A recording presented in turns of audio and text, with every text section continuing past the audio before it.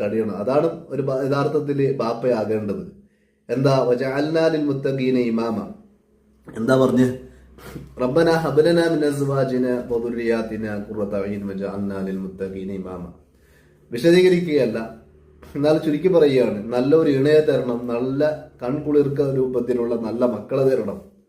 അതുമാത്രം പോരാ, എന്ന് വജഅൽനാ ലിൽ മുത്തഖീന ഇമാമ, മുത്തഖീങ്ങൾക്ക് ഇമാമാക്കി തരണം എന്ന് പറഞ്ഞത് അത് ബാപ്പയാണെങ്കിലും ഉമ്മയാണെങ്കിലും എന്നെ കണ്ട് പഠിക്കൂ, എന്നെ കണ്ട് പഠിക്കുന്ന ആളുകൾ വേണം എന്ന് പറയുന്ന രൂപത്തിലേക്ക് ബാപ്പയുടെ അവസ്ഥകൾ ഉണ്ടാകണം. ഈമാനികമായ നല്ല നിസ്കാരവും മറ്റുള്ള നല്ല സൽക്കർമ്മങ്ങളും നല്ല ഒരു ചിട്ടയോടുകൂടി, ദീനി ചിട്ടയോടുകൂടി വളരുന്ന ഒരാളുകളാകണം.